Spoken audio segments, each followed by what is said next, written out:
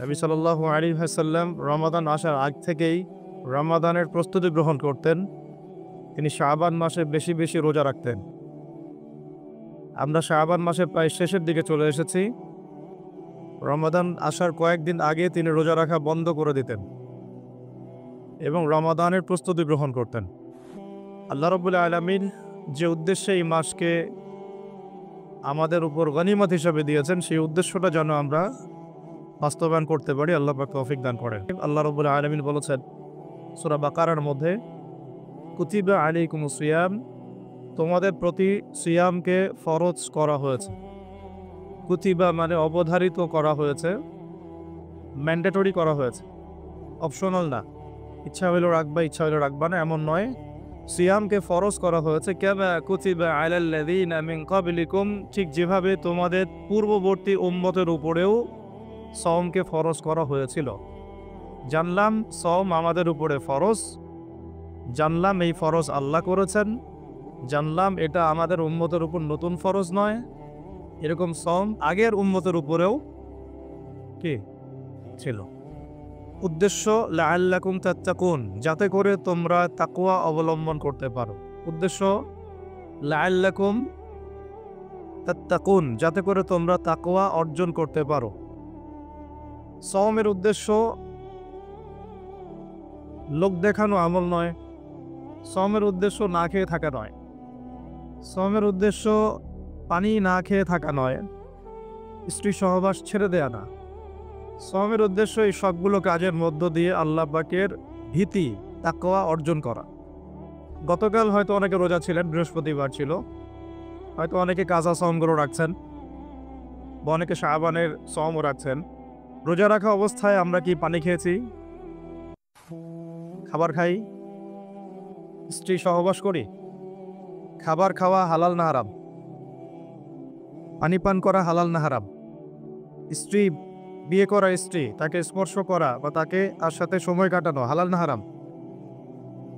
সওম রেখে আল্লাহ পাকের সন্তুষ্টির জন্যে আমি সব হালাল ছেড়ে দিলাম। কি ছাড়লাম? খাবার হালাল ছেড়ে দিলাম, পানি হালাল ছেড়ে দিলাম এবং স্ত্রী হালাল ছেড়ে দিলাম। যে হালাল আমি আল্লাহ রাব্বুল আলামিনের সন্তুষ্টির জন্য ছেড়ে দিলাম, সেই সওম রেখে কি আমি আল্লাহর হারামে লিপ্ত হতে পারি? এবং যতক্ষণ আমরা সওমরত অবস্থায় থাকি, আমরা কি ইচ্ছা করলে খেতে পারি না, চুপ করে পানি পান করতে পারি না, এবং চুপ করে স্ত্রীর সাথে সহবাসও করতে পারি? কেউ দেখার নাই? দেখার আছে? কেন করি না? যে কারণে করি না ওই কারণটার নাম হলো তাকওয়া। যে কারণে করি নাই সেই কারণটার নাম কি? কেন করি নাই? কারণ আমি উপলব্ধি করেছি আমি খেতে পারবো না, আল্লাহ আমাকে দেখবেন। রোজা রাখা অবস্থায় আমি পানি পান করি নাই কারণ আমার মধ্যে এই কনসিয়াসনেস ছিল যে আল্লাহ আমাকে দেখছেন। স্ত্রী সহবাস করতে পারতাম, করি নাই কেন? কারণ আমি উপলব্ধি করেছি বা আমার মনে এই কনসিয়াসনেস ছিল যে আল্লাহ আমাকে দেখছেন। আর কেউ না দেখুক, আল্লাহ পাক দেখছেন। এই আল্লাহ কনসিয়াসনেস বা আল্লাহ সম্পর্কে সচেতনতা, এটার নাম হলো তাকওয়া। এই তাকওয়ার শিক্ষা দেওয়ার জন্য সওম আমাদের জীবনে প্রতি বছর ঘুরে ঘুরে আসছে রমাদান। এখন যে সওম রেখে আমরা আল্লাহ পাকের হালাল ছেড়ে দিলাম এই চিন্তা করে যে আল্লাহ আমাকে দেখছেন, আল্লাহ আমাকে শুনছেন, সেই সওম রেখে কেউ কি আল্লাহর হারামে লিপ্ত হতে পারবে? হলে কি রোজা এবং রমাদানের হক আদায় হবে? কথা কি বোঝা যাচ্ছে? তাহলে এই হাদিসটা একটু শুনি। নবী সাল্লাল্লাহু আলাইহি ওয়াসাল্লাম বলেছেন, সেই ব্যক্তির না খেয়ে থাকায় এবং সেই ব্যক্তির পানি পান না করায় আল্লাহ পাকের কিছুই আসে যায় না। যে ব্যক্তি রোজা রেখে মিথ্যা বলা ছাড়তে পারে নাই, অশ্লীলতা ছাড়তে পারে নাই, হারাম ছাড়তে পারে নাই, সেই ব্যক্তির না খেয়ে থাকায়, সেই ব্যক্তির পানি পান না করায়, সেই ব্যক্তি যে স্ত্রী সহবাস করলো না, এগুলোতে আল্লাহ পাকের কিছুই যায় আসে না। যে ব্যক্তি রোজা রেখে মিথ্যা বলল, অশ্লীলতা প্রদর্শন করলো, অথবা গীবত করলো, অথবা আল্লাহ পাকের কাবায়ের ফাওয়াহিশে লিপ্ত হলো। তার মানে কুতিবা আলাইকুমুস সিয়াম কামা কুতিবা আলাল্লাযীনা মিন ক্বাবলিকুম লাআল্লাকুম তাত্তাকুন, এটা অর্জন করতে হলে রোজা রেখে আমাকে আল্লাহ পাকের সমস্ত হারাম ছেড়ে দিতে হবে।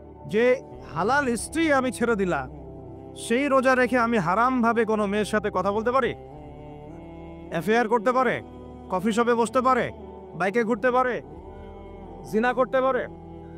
রোজা রাখার অর্থ হচ্ছে আল্লাহর সব হারাম ছেড়ে দেওয়া। এটাই রোজার শিক্ষা, লাআল্লাকুম তাত্তাকুন। আমরা প্রত্যেক বছর এই আয়াতের উপর বয়ান করি, খুতবা হয়, মিম্বর থেকে জুমার খুতবায় এই আলোচনাটা হয়। মূল কথাটা হচ্ছে এই উপলব্ধিটা আনা, আনতা আবুদুল্লাহ কাআন্নাকা তারাহ।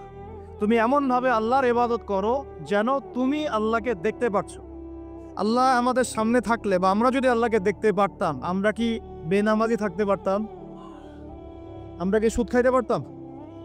আমরা কি আল্লাহ পাককে যদি দেখতাম বেনামাজি থাকতে পারতাম? ঘুষখোর হইতে পারতাম? দুর্নীতিবাজ হইতে পারতাম? মানুষের হক নষ্ট করতে পারতাম? আল্লাহর নবীজি বলছেন, আনতা আবুদুল্লাহ কাআন্নাকা তারাহ।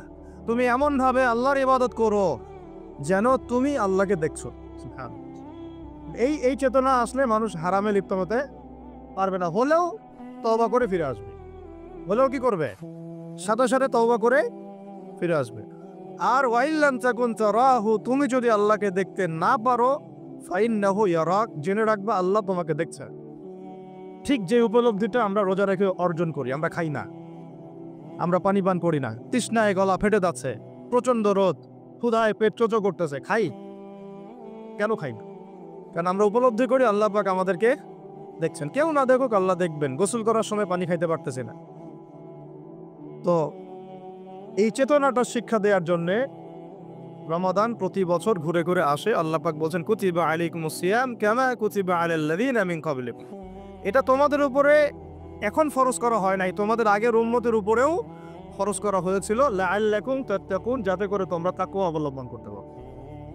আর তাকওয়া সম্পর্কে নবীজি আরো একটা হাদিসে বলেছেন, আত-তাকওয়া হা হুনা। তাকওয়া হা হুনা বলতে তিনি বুকের দিকে ইশারা করছেন, মানে তাকওয়া আপনার লেবাস পোশাকে না। আমি পাগড়ি জুব্বা পরে বসে আছি মানে এই না যে আমি আপনার চেয়ে বেশি মুত্তাকি। যদিও এটা তাকওয়ার পোশাক। মুত্তাকি মানুষটা ঢিলেঢালা পোশাক পরবেন, নবীর সুন্নত অনুসরণ করবে, এটা একটা বৈশিষ্ট্য। কিন্তু এমন হতে পারে আমার চেয়ে আপনার তাকওয়া বেশি, হতে পারে কিনা? আর তাকওয়া হা হুনা, তাকওয়া কলিজার ভিতরে, কলবের ভিতরে। ওই আল্লাহস টাইটেল লাগালেই যেমন জান্নাতে যাওয়া যাবে না, শুধু আল্লাহস টাইটেল লাগালে কি জান্নাতে যাওয়া যাবে? আল্লাহ রাব্বুল আলামিন মানদণ্ড দিয়ে দিয়েছেন।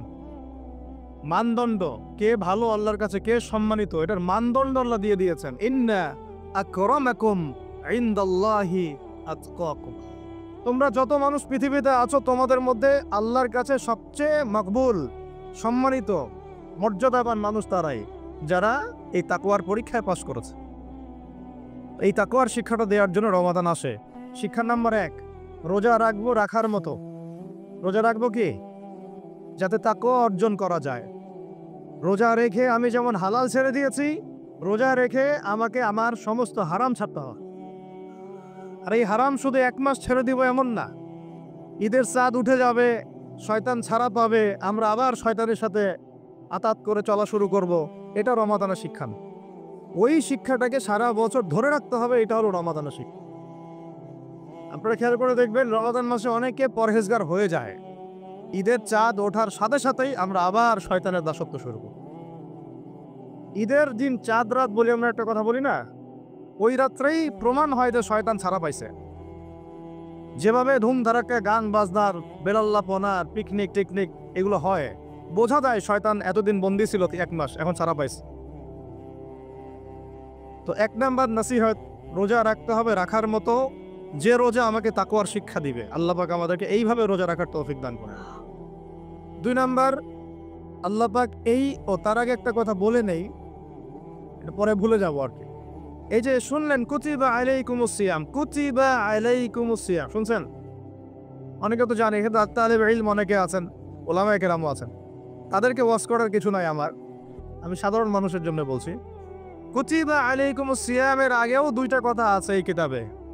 সূরা বাকারার আয়াত বলছি, সূরা বাকারার মধ্যে কুতিবা আলাইকুমুস সিয়ামের আগেও কুতিবা আলাইকুম দিয়ে আরো 2টা কথা আছে। ঠিক আছে? এটা তো বুঝলেন, কুতিবা আলাইকুমুস সিয়াম, সিয়াম ফরজ করা হয়েছে। ঠিক একটু আগে যাবেন, 2-1 পৃষ্ঠা আগে গিয়ে দেখবেন আল্লাহ পাক আয়াত নাজিল করেছেন, কুতিবা আলাইকুমুল কিসাস। তোমাদের উপরে কিসাসকেও ফরজ করা হয়েছে। কি ফরজ করা হয়েছে? ওই যে কুতিবা আলাইকুম সিয়াম তো বুঝলো, এটা রোজা রাখতেছে 1 মাস।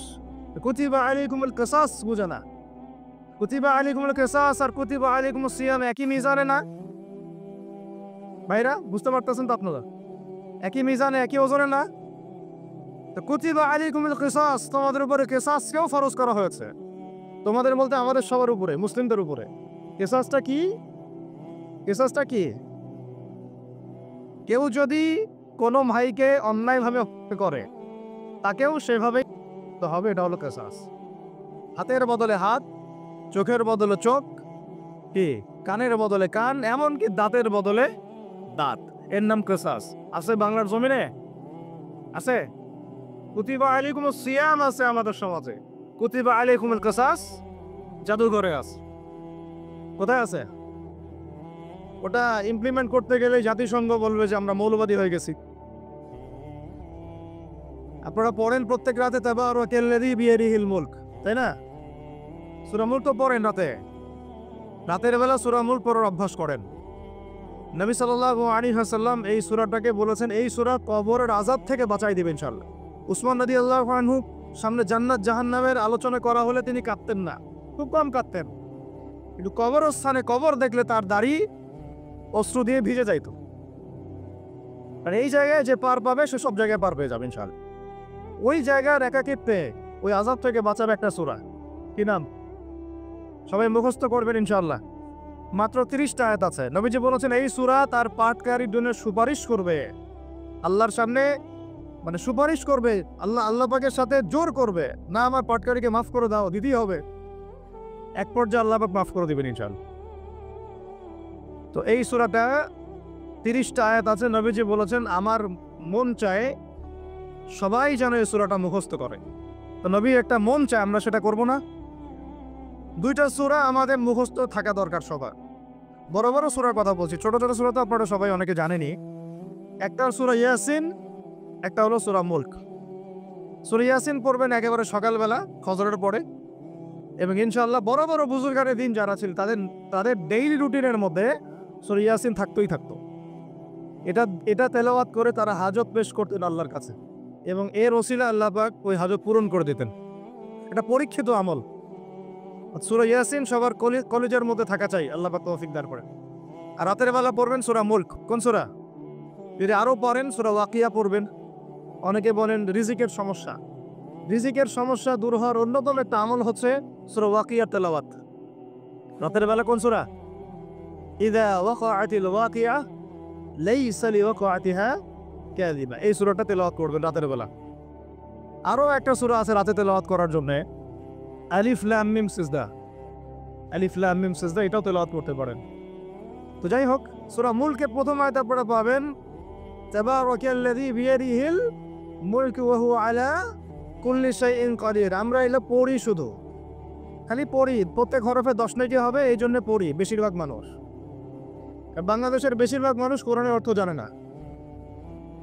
বাংলাদেশের 16 কোটি মুসলমানের আমার ধারণা 15 কোটি কোরআনের অর্থ জানে না। 1 কোটি মানুষ জানতে পারে যারা মাদ্রাসার সাথে সম্পৃক্ত আর কি। এই জন্য আমরা বলি যে যদি পাঠ্যপুস্তকে কোরআন শিক্ষাটা বাধ্যতামূলক থাকতো তাহলে বাংলার 16 কোটি মানুষ কোরআনের অর্থ জানতো। এই কাজটা কি খারাপ হতো না ভালো হতো?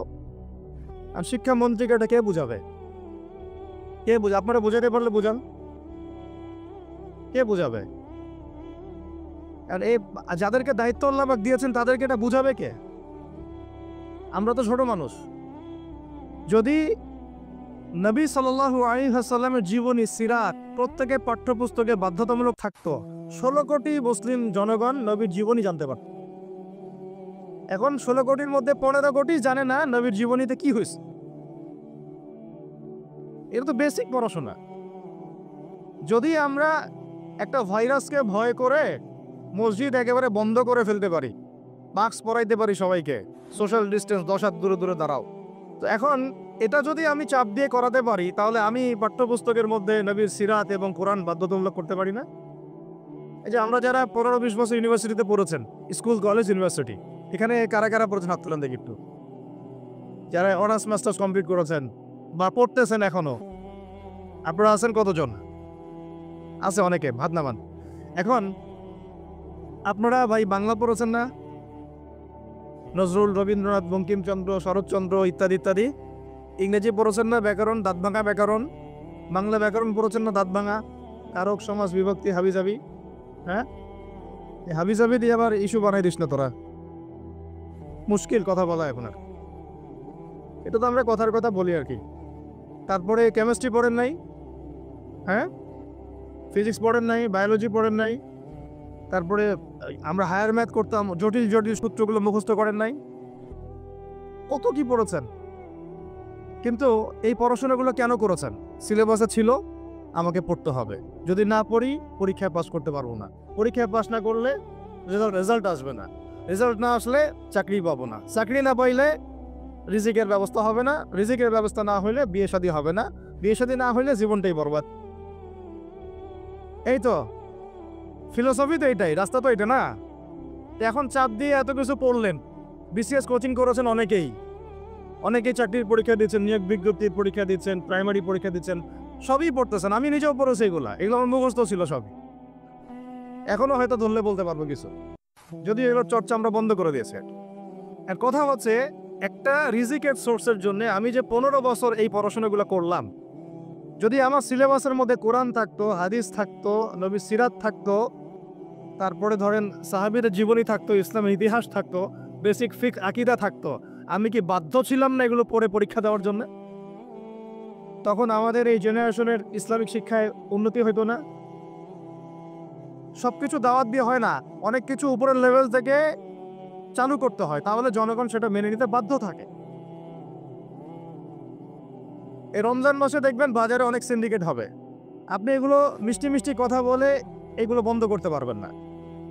যখন এরকম দুর্নীতিগুলো হবে বাজারে, মার্কেটে, ধরবেন, মোবাইল কোর্ট বসাবেন, 6 মাসের জন্য ঢুকাবেন, পারলে একটা করে আঙ্গুল দিবেন গাইটা, তারপর দেখবেন সব সিধা হয়ে গেছে। সব কিছু দাওয়াত দিয়ে আর ওয়াজ করে হয় না, একটা সিস্টেম থাকে। আমি বলি কি, একটা বিষয় বুঝেন, একটা বিষয় হচ্ছে প্রাকৃতিকভাবে উৎপন্ন হচ্ছে কিছু জিনিস, আর আপনি একটা ফ্যাক্টরি দিয়েছেন, ফ্যাক্টরি থেকে উৎপাদন বাড়বে না কমবে?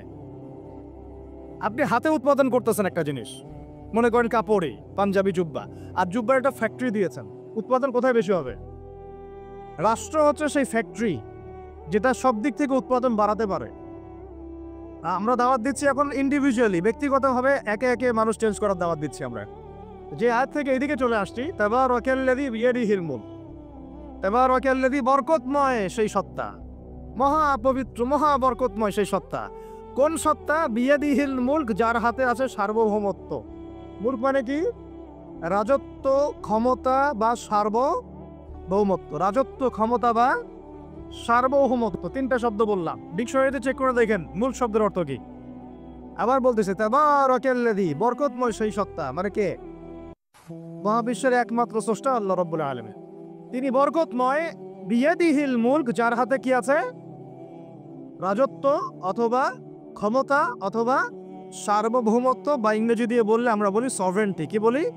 সভরেন্টি। ওয়া হুয়া আলা কুল্লি শাইইন কাদির, এবং আল্লাহ পাক সমস্ত বিষয়ের উপরে কি? কর্তৃত্বশীল, ক্ষমতাবান। এখন এই আয়াতটা মহাবিশ্বের সব গ্রহে প্রযোজ্য হচ্ছে, বাংলাদেশে আর বিশ্বে প্রযোজ্য হচ্ছে না। বুঝাচ্ছি কিভাবে? বলবেন এটা আবার কেমন কথা বলবো, শুনেন বুঝাচ্ছি। মহাবিশ্বে 7 আসমান আছে না? এটা তো জানেন, 7টা আসমান আছে। তারপরে প্রত্যেক আসমানে অসংখ্য গ্রহ নক্ষত্র আছে, গ্যালাক্সি আছে, ছায়াপথ আছে, তারপরে একটা গ্যালাক্সির মধ্যে অনেকগুলো সৌরজগৎ আছে। ওই একটা গ্যালাক্সির অসংখ্য সৌরজগতের কোনো একটা সৌরজগতের বাসিন্দা হচ্ছে আমরা।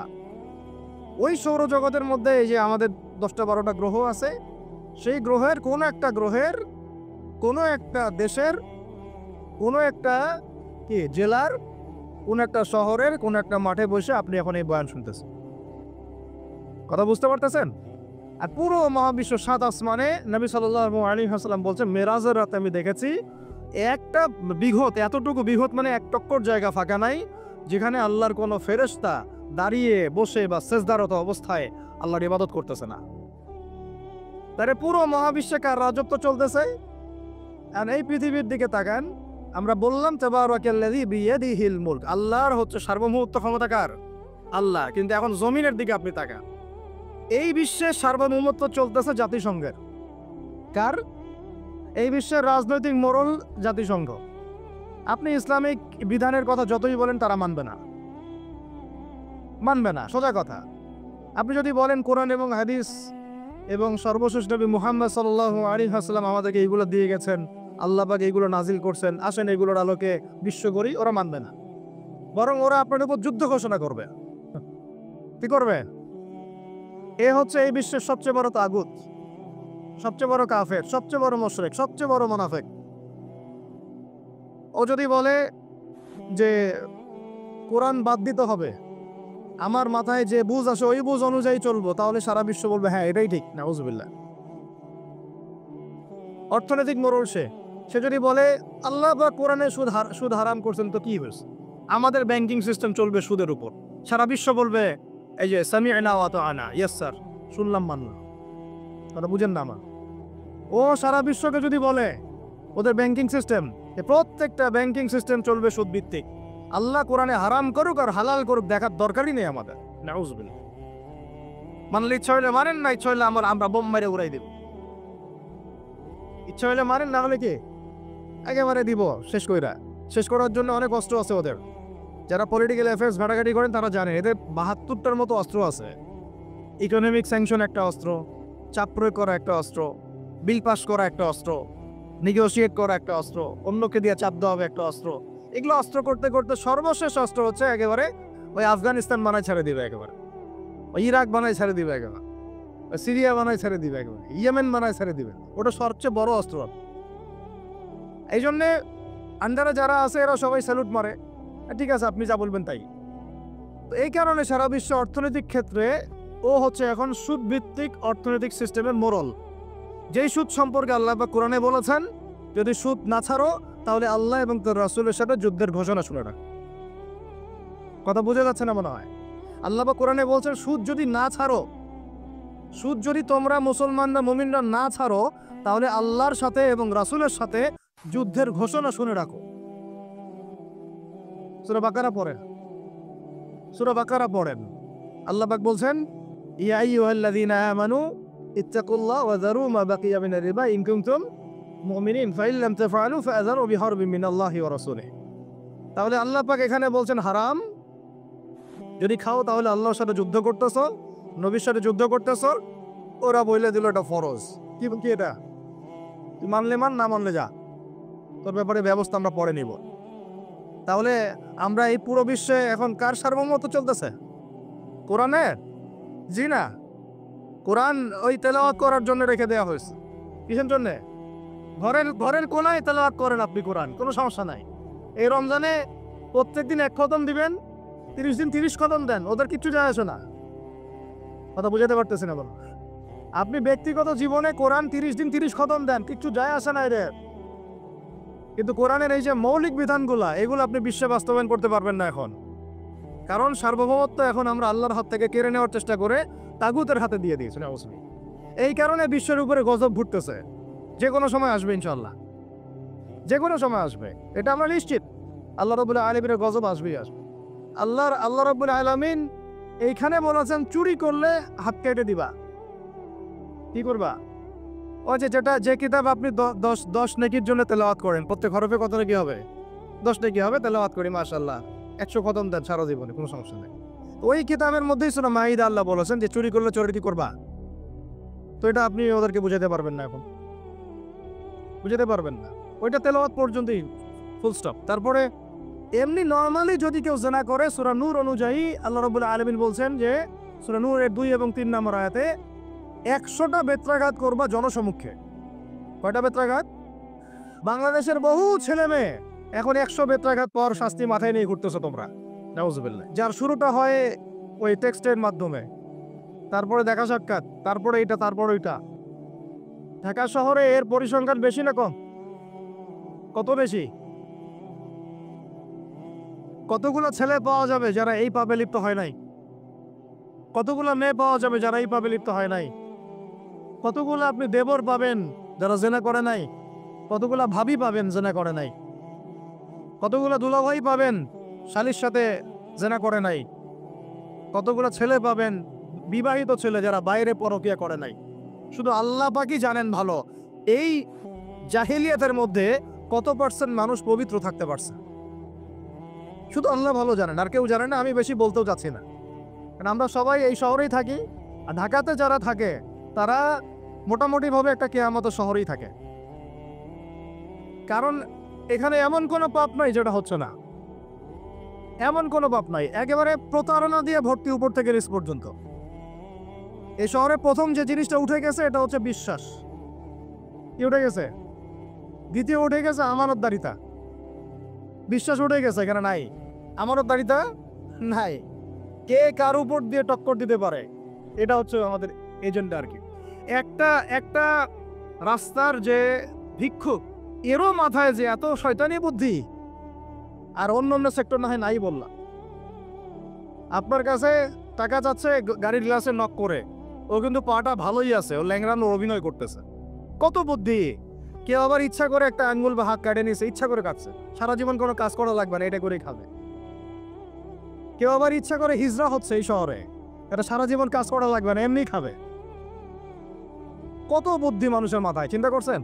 যাকে আপনি টাকা দিচ্ছেন 10 টাকা, ওর ফ্ল্যাট আছে, আপনার কিছুই নাই, ওরই জমি আছে, হিজড়ার সর্দার BMW চালায়, আর আপনি কোনো রকমের ট্যাক্স করোলা ম্যানেজ করতে পারেননি এখন পর্যন্ত।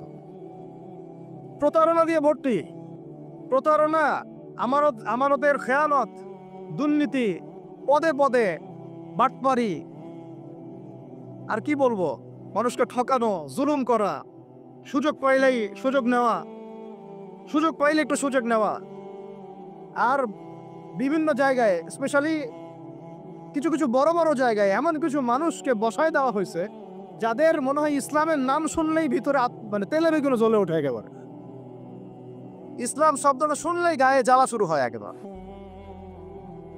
তো বেশি দিন নাই ইনশাআল্লাহ, হয় আল্লাহর গজবে এগুলো ধ্বংস হবে, অথবা ইনশাআল্লাহ তাআলা আবাবিল পাখি তো আর আসবে না পাথর ছুটতে।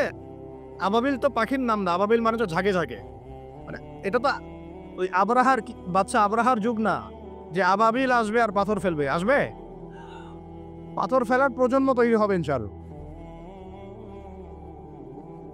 মূল সমস্যাই হচ্ছে করাপশন, দুর্নীতি, মূল সমস্যাই। এটা যদি না থাকতো সারা বিশ্বে বাংলাদেশকে টক্কর দেওয়ার মতো কান্ট্রি খুব কমই থাকতো। কে না জানে এগুলা? সবাই জানে, আর আমরা মেনেও নিয়েছি এগুলা ভাই, চুপচাপ মনে মনে মেনে নিয়েছি যে ওইখানে গেলে এত দেওয়া লাগবে, ওইখানে এত না দিলে আমার এটা হবে না, ওইখানে এটা দিতে হবে, ওইখানে এটা করতে হবে, আমরা মেনেও নিয়েছি মাশাআল্লাহ। আর যখন জুলুম মানুষ মেনে নেয় তখন আরো বড় জালেমকে আল্লাহ পাক চাপায় দেয়। এই জন্য আমাদের এই অবস্থা সংশোধন হচ্ছে না, ইল্লা মাশাআল্লাহ। আল্লাহ যে কবে করবেন আল্লাহ ভালো জানেন। তবে বিশ্বাস করেন, আপনারা বলেন যে এখন মুসলিম প্রধান দেশ, আমি একটা স্টেটমেন্ট দিয়ে দিচ্ছি এখন বসে বসে, এখন এটা হচ্ছে একটা মুনাফিক প্রধান দেশ। প্রমাণ করতে চাইলে আমার সাথে বসেন। মুনাফিকের আলামত যে কয়টা আছে, কি 1 নম্বর কি? কথা বললেই মিথ্যার উপর দাঁড়ায় আছেন সবগুলা। 2 নম্বর, আমানত রাখলেই খেয়ানতের উপর খেয়ানত, খেয়ানতের উপর খেয়ানত। মনে করেন আমি একজন ইমাম সাহেব, আমি যদি আমার দায়িত্বে পালন ঠিক মতো না করে আমিও খেয়ানতকারী। এই যে লেকচার দিতে বসছি, এখন আমি যদি চিন্তা করি যে ডাইনে বামে কথা বলে সময় পার করে দেই, হক কথা বলার দরকার নাই, বললে আবার এটা সেইটা, আমি হচ্ছে এখানে এই চেয়ারের খেয়ানতকারী। প্রত্যেকটা ক্ষেত্রে চলতেছে এগুলা। 3 নম্বর হচ্ছে যখনই ওয়াদা করে, কি করে বলেন তো? কয়জন ওয়াদা রাখি আমরা? কোনো কোনো সময় দেখা যায় অমুসলিম ওয়াদা রাখছে, মুসলমান রাখে নাই। দুধ কিনতে যাবেন, আমরা হিন্দু ভাইয়ের দোকান খুঁজতেছি, ও পানি মিশাবে না, আপনার কনফিডেন্স তৈরি হয়ে গেছে। মুসলমানের দোকানে যান না কেন? ও পানি মিশাবে। কি একটা অবস্থা, কি একটা অবস্থা! নবী সাল্লাল্লাহু আলাইহি ওয়াসাল্লাম একদিন এভাবে লেকচার দিচ্ছেন, মানে খুতবা দিচ্ছেন। একজন দাঁড়িয়ে বলছেন সাহাবী যে কবে কিয়ামত হবে ইয়া রাসূলুল্লাহ? তিনি বলছেন যে যখন দেখবা যে অনুপযুক্ত ব্যক্তির হাতে দায়িত্ব অর্পণ করা হয়েছে তখন ফান্তাযিরিস সাআ, কিয়ামতের অপেক্ষা করতে থাকে। আমরা এই যুগে বাস করতেছি না? এমন করা পাপ নাই এ শহরে হচ্ছে না। মূল পাপ কয়েকটা হচ্ছে। এক নাম্বার হচ্ছে শিরক, কি হচ্ছে? তারপরে হচ্ছে প্রতারণা, তারপর হচ্ছে জুলুম, প্রচুর জুলুম, মানে দুর্বল পাইলেই জুলুম করতে যাচ্ছি আমরা। যদি দেখি ও আমার চেয়ে একটু দুর্বল, আমি জুলুম না করলে পেটের ভাত হজম হচ্ছে না। জুলুম করাটাকে আমরা ক্রেডিট মনে করি যে আমি জিতে গেলাম। আরে ভাই, কাল কিয়ামতের মাঠে কি হবে আপনার আমার অবস্থা? কাল কিয়ামতের মাঠে কি হবে অবস্থা? নবী সাল্লাল্লাহু আলাইহি ওয়াসাল্লামের কথা কি মিথ্যা? তিনি বলছেন কিয়ামতের মাঠে বহু মানুষ উঠবে উহুদ পাহাড়ের সমান নেকি নিয়ে। একেবারে উহুদ পাহাড় দেখছেন আপনারা কেউ? অনলাইনে দেখে নেন, বিশাল পাহাড়। জানাজার নামাজে শরীক হইলে 1 কেরাত নেকি হয়। 1 কেরাত মানে 1 উহুদ পাহাড় সমান। আর মাটি দিয়ে আসলে আরেক কেরাত নেকি হয়, মানে আরেকটা উহুদ পাহাড়ের সমান। উহুদ পাহাড়ের সমান আরো উঁচু উঁচু নামাজের নেকি, জাকাতের নেকি, হজের নেকি, ওমরার নেকি নিয়ে উঠবে বহু মানুষ। আমরাই হয়তো বা তার আল্লাহ পাক আমাদেরকে মাফ করুন। ওঠার পরে বহু মানুষ সামনে দাঁড়ায় থাকবে। কাউকে গালি দিছে, কাউকে অন্যায়ভাবে মারছে, কাউকে রিমান্ডে নিয়ে একেবারে পেদানি দিছে, নির্দোষ ছিল। কারো নামে মিথ্যা মামলা দিছে, কারো নামে অপবাদ ছড়াইছে।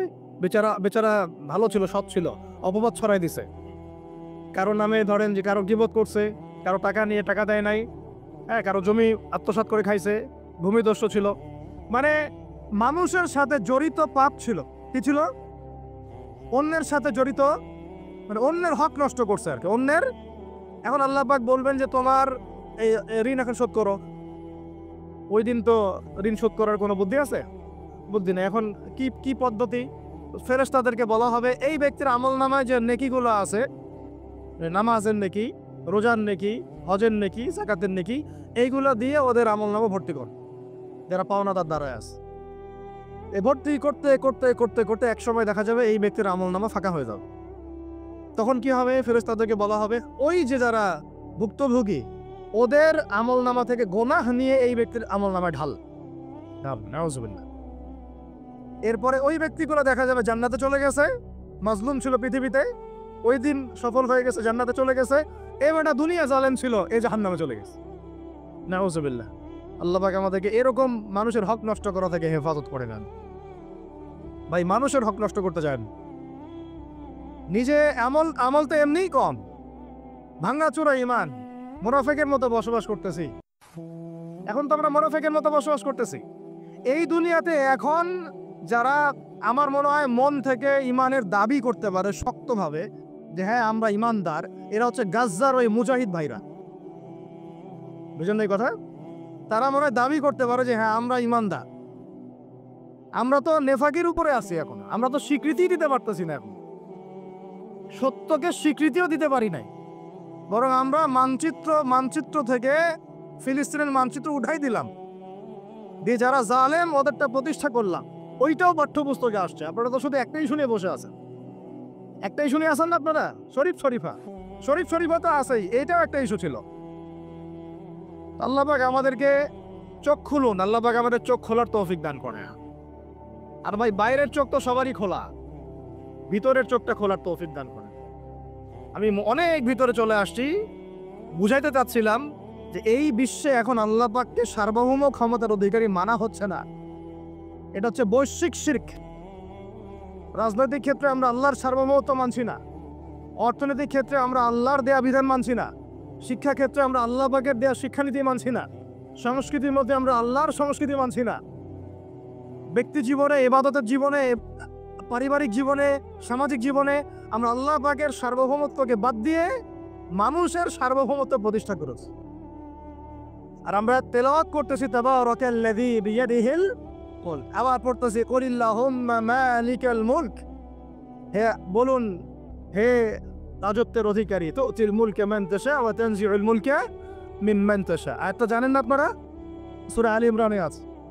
তো আমাদের কথা আর বাস্তবতার মধ্যে অনেক ফারাক। আল্লাহ পাক আমাদেরকে কোরআন গভীরভাবে অনুধাবন করার তৌফিক দান করেন। খালি তেলাওয়াত করলেই হবে না ভাই, এর অর্থটা জানতে হবে। অর্থ না জানলে পরে তেলাওয়াত করলে নেকি হবে না, এটা বলি নাই আমি। বলেছি শুধু তেলাওয়াত করলেই পুরো হক আদায় হয় না, শুধু তেলাওয়াত করলেই পুরো হক আদায় হয় না, 100 বার হয় না। আবার বলতেছি, শোনেন ভালো করে, তেলাওয়াত করলে প্রত্যেক হরফে 10 নেকি হয়, কিন্তু শুধু তেলাওয়াত করলেই কোরআনের সম্পূর্ণ হক আদায় কোশ্চিন কালেও হয় না। এই যে অর্থগুলো না জানলে আপনি কিভাবে বাস্তবায়ন করবেন, বুঝবেন কিভাবে কি বলেছেন আল্লাহ পাক কোরআনে? এই যে একটা আয়াত নিয়ে এতগুলো কথা বললাম, আপনারা এখন চোখ খুললো যে সারা বিশ্বে আল্লাহর সার্বভৌমত্ব সভরেন্টি নাই। এখন আমরা মানুষ একটা প্রতিষ্ঠা করেছি কিছু কিছু জায়গায়, ইল্লা মাশাআল্লাহ, কিছু কিছু জায়গায় আমরা মেনে নিয়েছি যে আল্লাহ পাকই সার্বভৌমত্ব ক্ষমতার অধিকারী। এখন তো এটা মানুষের হাতে উঠাই দিয়েছেন। আল্লাহ পাক আমাদেরকে পাঠাইছেন দুনিয়াতে তার খলিফা হিসেবে। কি হিসেবে? আল্লাহর খলিফার কাজ কি? শয়তানের দাসত্ব করবেন আল্লাহর? বলেন, আল্লাহর খলিফার বৈশিষ্ট্য কি, ফাংশন কি? সে কি শয়তানের দাসত্ব করবে না আল্লাহর? সে কি আল্লাহর বিধান মানবে না শয়তানের? সে কি আল্লাহর সার্বভৌমত্ব মানবে না শয়তানের? তাহলে আমরা আল্লাহ পাকের কয়টা বিধান বাস্তবায়ন করতে পারছি? একজন আমাকে খুব কড়া ভাষায় বলছিলেন একদিন যে আপনি প্রথম ব্যক্তি মনে হয় বলেছেন ঢাকা হচ্ছে দ্য সিটি অফ আখিরুজ্জামান। আপনি চোখে দেখেন না ঢাকা শহরে এত এত মসজিদ আছে?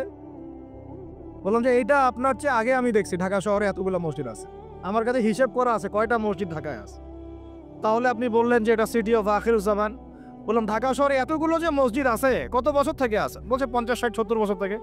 তো বললো 70 বছরে কোরআনের আপনি একটা বিধান বাস্তবায়ন করতে পারছেন ঢাকায়? বলেন, পারছেন? ঢাকা শহরে কি চোরের হাত কাটা হয়? ঢাকা শহরে কি যে জেনার শাস্তি দেওয়া হয়? মদ পান করলে 40 লাঠি দেওয়া হয়? ব্যভিচার করলে রজন দেওয়া হয়? ধর্ষণ করলে প্রকাশ্য মৃত্যু হয়? মসজিদ দিয়ে কি করবেন আপনি? বলেন, এতগুলো মসজিদ দিয়ে কি করবে? মসজিদে আমরা নামাজ পড়ি, ব্যক্তিগত ইবাদত। আর মানুষের বাঙালিকে কারা জানি বুঝাইছে সারা জীবন যত ইচ্ছা পাপ কর, শেষ জীবন একটা মসজিদ বানায় যাইস বা মসজিদের সভাপতি হয়ে থাকিস। ঠিক আছে, যত ইচ্ছা কর, যা ইচ্ছা কর, সুদ খা, ঘুষ খা, সব কর, শেষে একটা মসজিদ বানাই দিস। কারণ হাদিসটা হচ্ছে মান বানা লিল্লাহি মাসাজিদান বানাল্লাহু বাইতান ফিল জান্নাহ। কেউ যদি আল্লাহর জন্য একটা মসজিদ বানায়, আল্লাহ পাক তার জন্য জান্নাতে একটা ঘর বানাবে। ব্যাস, এই হাদিসের উপর আমল কইরা কবরে যাবে। সারা জীবন যে আমি মাশাআল্লাহ নাউজুবিল্লাহ আল্লাহরে কোনো বিধানই মানলাম না, না নামাজ, না যাকাত, না সাদাকা, না এই যে কোরআন এর হক আদায় করা, না আমর বিল মারুফ, না নাহি আনিল মুনকার, না ইকামাতের দিন, ইত্যাদি ইত্যাদি। অনেক অনেক গভীর ভাই, আলোচনাও গভীর, পরিবেশও অনেক গভীর, অন্ধকারও অনেক গভীর। এই অন্ধকার থেকে বের হইতে হইলে ভাই রমাজান আমাদের সামনে একটা মৌসুম। এটা আল্লাহ পাক সুযোগ দেন। আপনারা তো দেখেন সন্ধ্যাবেলায় পাখিরা কোথায় ফিরে যায়? বাসায় ফিরে যায় না? এই সারা বছর সারা জীবন আমরা অনেক দূরে চলে গেছি আল্লাহ থেকে, রমাজান আসছে এখন আবার বাসায় ফিরে আসে। রমাজান কেন আসে? যাতে এই বিচ্ছিন্ন উম্মাহ এক জায়গায় হয়, পাপী মুসলিমরা আল্লাহর দিকে ফিরে আসে। সারা বছর যারা এদিক ওদিক চলে গেছেন রমাজানে আসেন, ঘরে ফিরে আসেন। আল্লাহ পাক তৌফিক দান করে না। অনেক ভিতরে ঢুকে গেছি ভাই। প্রথম কথা বলছিলাম লাআল্লাকুম তাত্তাকুনের হক আদায় করতে হবে, রাজি আছি তো ইনশাআল্লাহ? 2 নাম্বার এই যে বলছিলাম কুতিবা আলাইকুম নিয়ে কথা। কুতিবা আলাইকুম শুধু সিয়াম না, কুতিবা আলাইকুম কিসাসও আছে এখানে। কোন কিতাব? এখানে আছে না? নাকি বাড়ায় বললাম? আরে এই কোরআন তো ভাই সবারই বাসায় আছে, কেন মানতে চান না? এত কেন ভরিতা কোরআনের সাথে? বাঁচবই বা কতদিন আমরা? সর্বোচ্চ 100 বছর। ভাই সবাইকেই তো একা একা আল্লাহর সামনে দাঁড়াইতে হবে, তাহলে এত ভনিতা কিসের? এত নেফাকি কেন? এত অস্বীকৃতি কেন? ইসলাম নিয়ে এত অ্যালার্জি কেন? আল্লাহ রসুল এবং ইসলামের নাম শুনলে গা জ্বলে কেন? কোরআন সুন্নাহর বিধানের কথা শুনলে কেন মনে হয় যে বাঁকা চোখে তাকান কেন? না জানি আবার কি বলতেছে, কোন জঙ্গি আসলো, কোন সন্ত্রাসী আসলো, এগুলো কি শুরু করছে? এটা কোরআনের কথা, হাদিসের কথা, আল্লাহর কথা, রসুলের কথা। এখানে এইসব শব্দ প্রয়োগ করেন কেন? কবরে কি আমরা যাবো, আপনারা যাবেন না? আপনাদেরকে হিসাব দেওয়া লাগবে না? কি মনে করতেছেন আপনারা? আর এই উম্মার বিজয়ের জন্য কি শুধু আমাদের একার দায়িত্ব না, সবার দায়িত্ব আছে। সবাই মিলে তো শক্ত হাতে একটা হাতল ধরলে না ইসলাম বিজয় হবে। তো আল্লাহ পাক যে ক্ষমতা যাদেরকে দিয়েছেন, কেন আপনারা বুঝতে চেষ্টা করেন না যে আল্লাহ রাব্বুল আলামিনের কাছেই সার্বভৌম ক্ষমতা, তার বিধান বাস্তবায়ন করেন। আল্লাহ পাক আপনাদেরকে আরো শক্তিশালী করবেন ইনশাআল্লাহ। যদি না করেন তাহলে শোনেন, একটা সময় পর্যন্ত আল্লাহ পাক ছাড় দেন। এতে ইতিহাস। নমরুদ একটা লম্বা সময় ছাড় পাইছে, ফেরাউন আরো লম্বা একটা সময় ছাড় পাইছে, আজ জাতি সামুদ, আসহাবুল আইকা, মাদিয়ান, লুত, কত যে কম চলে গেছে হিসেব নাই। ইতিহাসটা খালি পড়বেন কোরআনের, কত যে কম পৃথিবী থেকে চলে গেছে এরই হিসেব নাই। আল্লাহবাক জানাইছেন অল্প কিছু, বাকি কিছু জানানো নাই আল্লাহবাক আমাদেরকে। আল্লাহবাক জানানি নাই অনেক কিছু আমাদেরকে, যেগুলো আমাদের দরকার সেগুলো জানাইছেন কিছু কিছু। কেউ কি টিকতে পারছিল? কেউ কি আল্লাহর বিধানের বাইরে গিয়ে চলতে পারছে? দুনিয়া টিকতে পারছে? কেউ কি চিরস্থায়ী ছিল? কোন নবীও তো চিরস্থায়ী ছিল না। তাহলে কিসের পিছনে ছুটতেছেন? আল্লাহ পাক আমাদের সবাইকে কথাগুলো বোঝার তৌফিক দান করেন। ব্যক্তি জীবন থেকে শুরু করে এক সর্বোচ্চ লেভেল পর্যন্ত কোরআন, হাদিস, ইসলামকে বাস্তবায়ন করার তৌফিক দান করেন। আল্লাহ পাক যাদের মধ্যে এই সততা আছে, এই মানুষগুলোকে আল্লাহ পাক আমাদের ঊর্ধ্বতন কর্তৃপক্ষ বানায় দেন, আমিন। বা যারা আছেন তাদেরকে আল্লাহ পাক হেদায়েত দান করেন। রমাজানের এই শিক্ষাটার সামনে এরকম দুই একটা শব্দ আছে, কুতিবা আলাইকুমুল কিসাস। আর একটা তো বললে তো মাথাই খারাপ হয়ে যায়, বলবো? ওই যেখানে দেখছেন কুতিবা আলাইকুমুস সিয়াম, কুতিবা আলাইকুমুল কিসাস, এই ডানে বামেই খুঁজবেন, 3টা পৃষ্ঠার মধ্যেই পাবেন। লেখা আছে কুতিবা আলাইকুমুল কিতাল, কুতিবা আলাইকুমুল এটা আবার কি? কুতিবা আলাইকুমুল কিতাল, তোমাদের উপর যুদ্ধকে ফরজ করা হয়েছে। কি ফরজ করা হয়েছে? একা একা আপনি করবেন না, একা একা করবেন না, ইসলামিক রাষ্ট্র করবে, ইসলামের রাষ্ট্রের আমির করবে, তার নেতৃত্বে জনগণ করে, একা একা বিচ্ছিন্নভাবে করে না। কুতিবা আলাইকুমুল কিতাল, এইটা যখন মুসলমানরা ছেড়ে দিয়েছে ওই সময় থেকে এই মাইর খাওয়ার যুগ শুরু হয়েছে।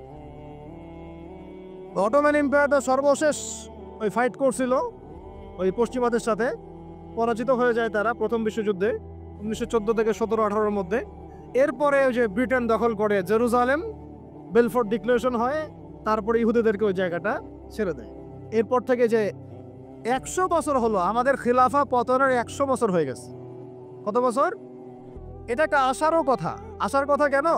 প্রত্যেক 100 বছর পর পর আল্লাহ পাক পরিবর্তন নিয়ে আসে, এটা ইতিহাস ঘাটলে পাবেন। 100 বছর পর পর আল্লাহ রাব্বুল আলামিন বড় বড় পরিবর্তন পৃথিবীতে নিয়ে আসেন। যেহেতু খিলাফা পতনের 100 বছর হয়ে গেছে, আশা করা যায় সামনে কিছু ভালো কিছুই হবে ইনশাল্লাহ। আজ না হোক 100 বছর পরে হলেও ইনশাল্লাহ বিশ্বের শাসন ক্ষমতা আমাদের হাতে আসবে ইনশাল্লাহ। তার আগ পর্যন্ত আমরা কেউ স্বাধীন না। তো এখানে কুতিবা আলাইকুমুস সিয়ামও আছে, কুতিবা আলাইকুমুল কিসাসও আছে, কুতিবা আলাইকুমুল কিতালও আছে। ওইটা ছাড়ার পর থেকে আজকে আমাদের এই অবস্থা হয়েছে। এখন ওইদিকে তো আমরা যেতে পারবো না, এখন আমাদের শক্তি নাই, অতএব ওই আলোচনা আমি ফুল স্টপ রাখলাম। এখন এই মাসে আমরা কি আল্লাহর দিকে ফিরে আসতে পারি কিনা? অন্তত যারা নামাজ আমরা কাজা করছি বা অলসতা দেখাচ্ছি, রমজান মাসে 5 ওয়াক্ত পাক্কা নামাজি হইতে পারবো তো ইনশাল্লাহ? না, ফরজ নামাজের সাথে সাথে সুন্নত আর নফলগুলোর পাবন্দ হইতে পারবো তো ইনশাল্লাহ? রমজান মাসে দাড়িটা ছাড়তে পারবো তো ইনশাল্লাহ? পোশাক চেঞ্জ করতে পারবো তো ইনশাল্লাহ? সুদ ছাড়তে পারবো তো ইনশাল্লাহ? সমস্ত জেনা ছাড়তে পারবো তো ইনশাল্লাহ? মাপে কম দেওয়া ছাড়তে পারবো তো ইনশাল্লাহ? যত রকম দুর্নীতি, সুদ, ঘুষ ছাড়তে পারবো তো ইনশাল্লাহ? রমজান মাসে আমরা আবার ওই পাখিদের মতো, পাখিরা যেমন ঘরে ফিরে, আমরা আল্লাহর কাছে ফিরবো তো ইনশাল্লাহ। কয়েকটা কাজ খালি বলে শেষ করে দিচ্ছি। ওয়াইযা সাআলাকা ইবাদি আন্নী ফাইন্নী করিব, আমার বান্দারা হে নবী যদি তোমাকে জিজ্ঞাসা করে আমার সম্পর্কে, তাদেরকে জানিয়ে দিও যে আমি কাছে আছি। সুবহান, কোথায় আছি? খুবই কাছে। উজিবু দাওয়াতাদ দাঈ ইযা দাআন, যখন দোয়াকারী দোয়া করে আমি তার দোয়া শুনি। কে শোনে? কবরের শায়িত মানুষ শুনে? হ্যাঁ, ওই মাজারে গিয়ে শুনে? অমুক বাবা তমুক বাবা শুনে?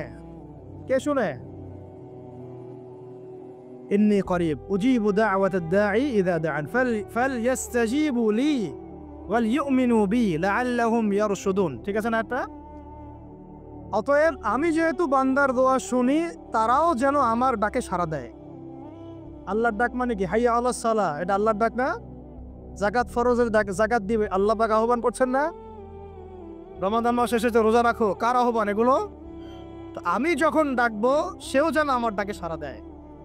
আর ওয়াল ইউমিনু বি, এবং আমার প্রতি ঈমান রাখে, এতে করে তারা সুপথ প্রাপ্ত হবে। যাও, তাহলে রোজা রেখে আমরা কি করব? আমরা বেশি বেশি আল্লাহর কাছে দোয়া করবো। চাল 3টে কাজ তো পেয়ে গেলাম। এক হচ্ছে তাকওয়া অবলম্বন করব, মানে রোজা রাখার মতো রাখবো। 2 নাম্বার কোরআনের হক আদায় করবেন। 3 নাম্বার বেশি বেশি দোয়া করব, রোজা রাখা অবস্থায় বেশি বেশি দোয়া করব। 3 শ্রেণীর মানুষের দোয়া ফেরত দেওয়া হয় না, জানেন তো হাদিসটা। এক শ্রেণী হচ্ছে রোজাদার, আরেক শ্রেণী হচ্ছে মুসাফির, আরেক শ্রেণী ওই যে মাজলুমের দোয়া, এটা বিফলে যায় না। আরো এক শ্রেণী আছেন অন্য হাদিসে, পিতা মাতার দোয়া সন্তানদের জন্য, এটা আল্লাহ পাক ফেরত দেন। আমরা যারা পিতা মাতা হয়েছি সন্তানদের জন্য বেশি বেশি দোয়া করবেন, আল্লাহ পাক তৌফিক দান।